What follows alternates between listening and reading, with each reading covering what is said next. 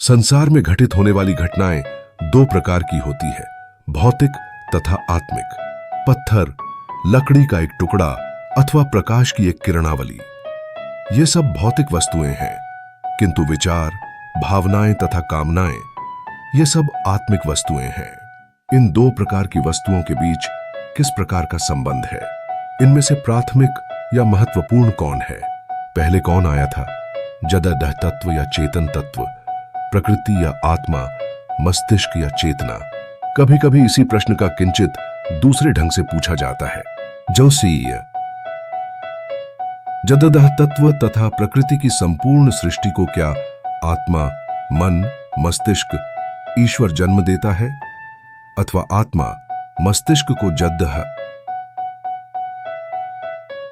सत्ता नम देते हैं? इस समस्या को दर्शन की मूलभूत बुनियादी समस्या कहा जाता है। दर्शन की इस मूलभूत समस्या का भिन्न भिन्न दार्शनिक भिन्न भिन्न प्रकार से उत्तर देते हैं। कुछ कहते हैं कि जडत्व, मैटर ही प्राथमिक है और आत्मा, मस्तिष्क उसी से पैदा हुए हैं। इस प्रकार के दार्शनिकों को भौतिकवादी कहा जाता है। भौतिकवादियों का नारा है, भूत, मैटर प्राथमिक है, चेतना द्वितीयक है। भौतिकवाद तब है जब कोई व्यक्ति यह मानता है कि यह समस्त संसार भूतों से उत्पन्न हुआ है और कोई ईश्वरीय सत्ता या आदर्श मूलक सत्ता का कोई अस्तित्व नहीं है। मनुष्य को क्या चाहिए? इसके लिए किसी काल्पनिक सत्ता की कोई आवश्यकता नहीं है और अच्छी तरह से जीने के लिए यह भौतिक जगत पर्याप्त है। भौतिकवाद का दावा है कि मैटर, पदार्थ, एसेंस सारभूत विचारों को जन्म देती है। भौतिकवाद और आदर्शवाद, ये दोनों मान्यता दर्शन से संबंधित प्रमुख प्राचीनतम सिद्धांत हैं, जो इस विश्व को समझने के लिए एक दूसरे के विपरीत दृष्टिकोण प्रदान करते हैं।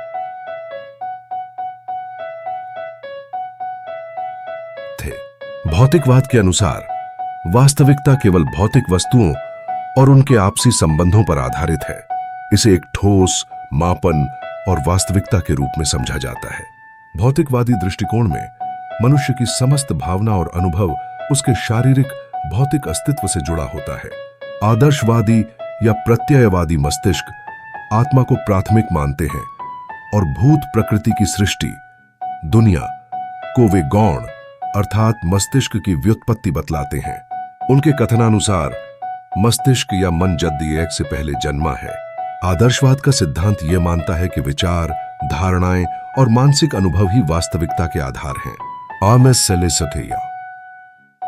आदर्शवादी दृष्टिकोण के अनुसार सबसे पहले विचार आइडिया है जो हम सोचते हैं और भौतिक जगत केवल इन विचारों का विस्तार है। यह दृष्टिकोण व्यक्ति के आध्यात्मिक और मानसिक प्रवृत्तियों को प्राथमिकता देता है। भौतिकवादी दृष्टिकोण साधारणतः वैज्ञानिक और अनुभवात्मक आधार पर चलता है, जबकि आदर्शवाद अक्सर दार्शनिक और आध्यात्मिक मान्यताओं से प्रेरित होता है। भौतिकवाद ने विकास और प्रगति के लिए कई तकनीकी नवाचारों का मार्ग प्रशस्त किया, जैसे चिकित्सा विज्ञान और इंजीनियरिंग। भौतिकवाद में मानव अनुभवों और भावनाओं को वस्तुओं और भौतिक संसार में अदृश्य के रूप में देखा जाता है, जबकि आदर्शवादी इसे मूलतः मानवीय चेतना और अनुभवों से जोड़कर समझता है। इसके अनुसार हर भौतिक वस्तु के पीछे एक गहरी विचारधारा होती है, जो उस वस्तु के अस्तित्व का वास्तविक कारण है। समस्त दार्शनिक इन्हीं दो शिविरों में, भौतिकवादियों तथा आदर्शवादियों के शिविरों में बांटे हैं और दर्शन के पूरे इतिहास के दौरान इन दोनों शिविरों ने एक दूसरे के खिलाफ सदा संघर्ष किया है। यह धारणा कि भौतिकवाद का अर्थ अपने निजी भौतिक स्वार्थों की तृप्ति के लिए डटे रहना है, भौतिकवाद के सच्चे अर्थ को घटिया ढंग से तोड़ मरोड़ कर पेश करना है।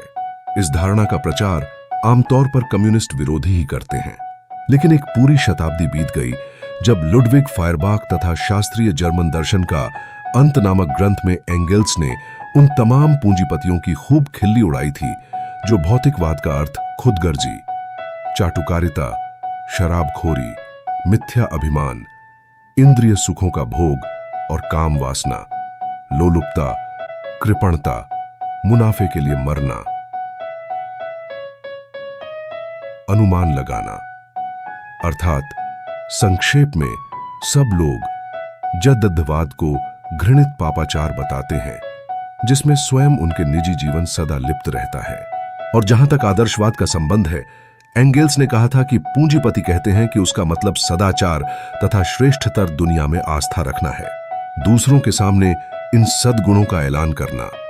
इन पूंजीपतियों को बहुत अच्छा लगता है, और जब वे धर्म के खुमार में होते हैं या जब वे दिवालिया हो जाते हैं, अर्थात जब उन्हें भौतिकवादी अति, खान पान, मदिरापान, घृणा आदि के अतिरेक से उत्पन्न दुष्परिणामों को स्वयं भुगतना पड़ता है, तब वे स्वयं भी इन सद्गुणों में विश्वास करने लगते हैं। भौतिकवाद के विपरीत आदर्शवादी व्यक्ति वे माने जाते हैं जो किसी लक्ष्य या आदर्श के लिए स्वार्थ भाव से काम करते हैं। जबकि हम देखते हैं कि बहुत से आदर्श की ऊंची ऊंची बातें करते हैं, पर व्यवहार वे भौतिकवादी ही है।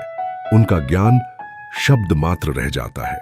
जबकि खुला दिमाग रखने वाला हर व्यक्ति स्वयं देख सकता है कि समाजवादी समाज में रहने वाले लोगों के उपयोग के लिए भौतिक वस्तुओं का उत्पादन करने के काम का कितना भारी महत्व दिया जाता है, किंतु इसी के साथ साथ इस चीज को भी वह उतनी ही स्पष्टता से देख सकता है कि समाजवादी दशा में विचारों की शक्ति में लोग कितनी गहरी आस्था रखते हैं और किस प्रकार उच्च आदर्शों से वे अनुप्राणित होते हैं।